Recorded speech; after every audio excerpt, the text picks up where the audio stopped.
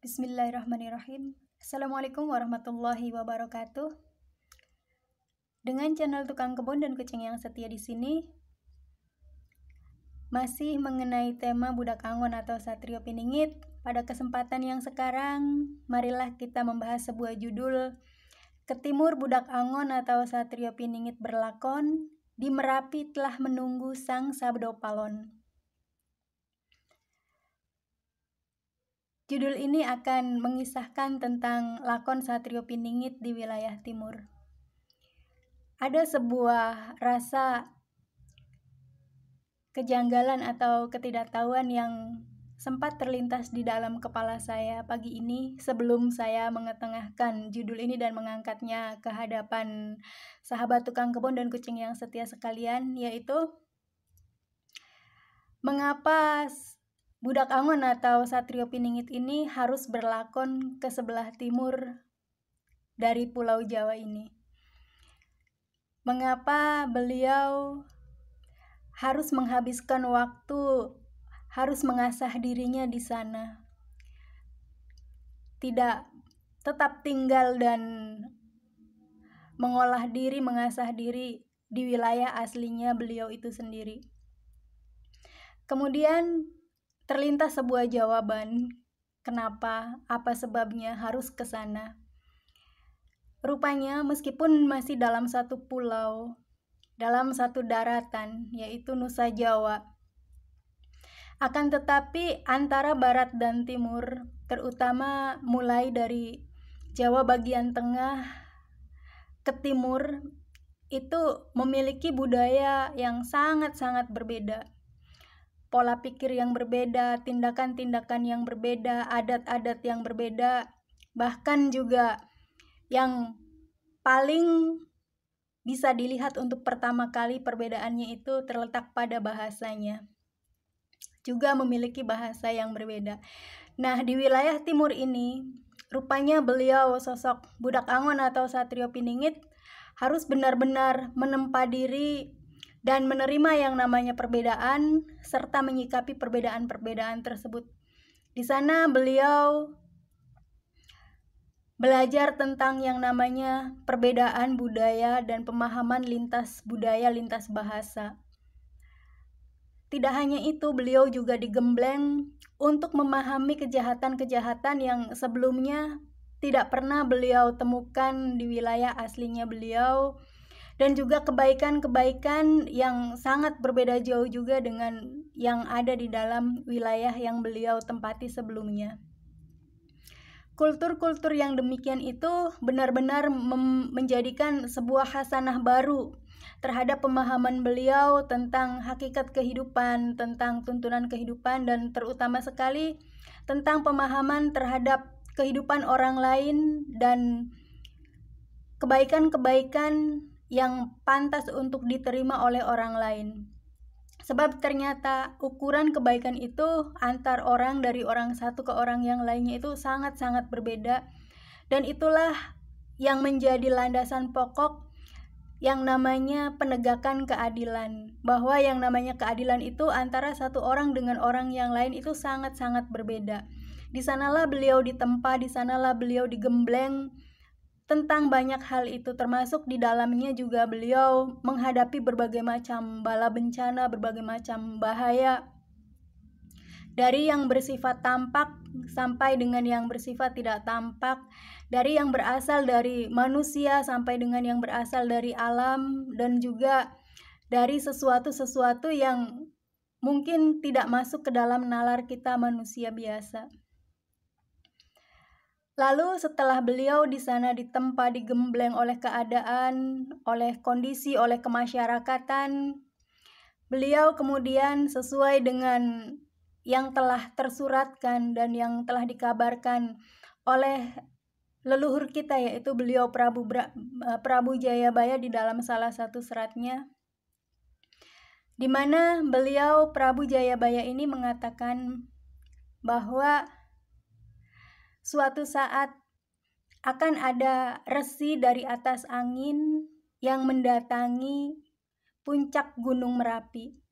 Maka itulah yang terjadi. Beliau, sosok Budak Angon atau Satrio Piningit ini, setelah beberapa tahun dalam pengasuhan dan dalam pengayoman Sunan Kalijaga, datanglah masanya beliau harus mengunjungi Gunung Merapi. Maka menanjaklah beliau, mendakilah beliau ke gunung tersebut, dan tentu saja di sana sudah menunggu sosok Sabdo Palon dan Noyo Genggong, terutama adalah Sabdo Palon. Sebab bagaimanapun sudah ada ketentuan dan juga kepastian takdir bahwa beliau, sosok Budak Angon atau Satrio Piningit ini, harus secara langsung bertemu dengan Sabdo Palon di atas tempat bersemayamnya pada masa itu, di mana pada saat itu beliau, Sabdo Palon, telah menunggu kedatangan Budak Angon atau Satrio Piningit selama kurun waktu 500 tahun, atau mendekati atau kurang atau lebih, sebagaimana yang pernah beliau, Sabdo Palon, ungkapkan di hadapan Prabu Brawijaya Pamungkas, bahwasanya beliau, Sabdo Palon, ini akan muncul 500 tahun kemudian setelah menghilangnya beliau, setelah berlepas dirinya beliau dari beliau Prabu Brawijaya ini.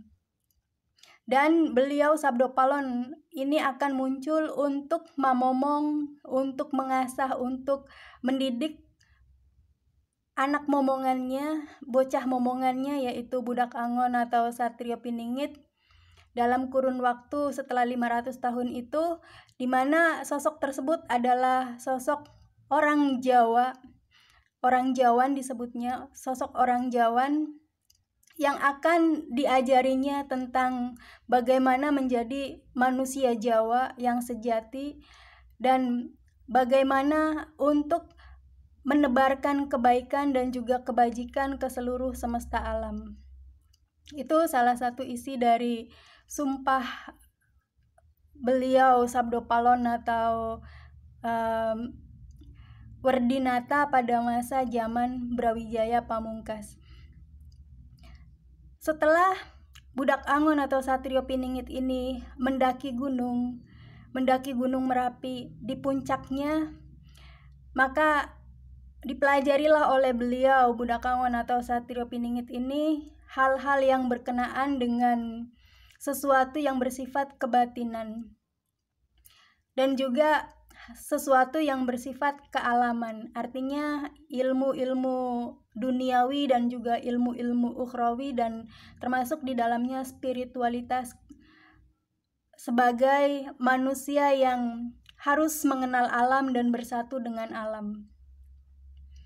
Di situ beliau, sosok Budak Angon atau Satrio Piningit, menempa dirinya sekaligus juga mengambil pelajaran-pelajaran yang berhubungan dengan kealaman tentang bagaimana sebaiknya mengelola alam, bagaimana seharusnya melestarikan alam. Pada masa itu adalah masa-masa sebelum Merapi meletus, dan sesuai dengan yang dikabarkan oleh beliau, Prabu Jayabaya, bahwa Gunung Merapi akan menunjukkan aksi dan akan menunjukkan reaksi manakala sosok Budak Angon atau Satrio Piningit ini telah menapakkan kaki di puncaknya. Maka dengan demikian kita bisa menarik garis-garis kejadian apa yang berhubungan dengan Merapi itu setelah sosok Budak Angon atau Satrio Piningit ini menapakkan kakinya di sana. Dan itu menunjukkan bahwa kurun waktu 500 tahun sudah terpenuhi dan masanya Sabdo Palon Noyo Genggong turun dari Gunung Merapi sudah tiba. Demikian kurang lebih kisah mengenai Budak Angon atau Satrio Piningit bertemu dengan Sang Sabdo Palon dan seba atau berkunjung ke istana persemayaman beliau, Sabdo Palon Noyo Genggong, sebelum sosok ini turun gunung dan menjadi pendamping Budak Angon atau Satrio Piningit setelah masanya tiba menjadi sang Ratu Adil.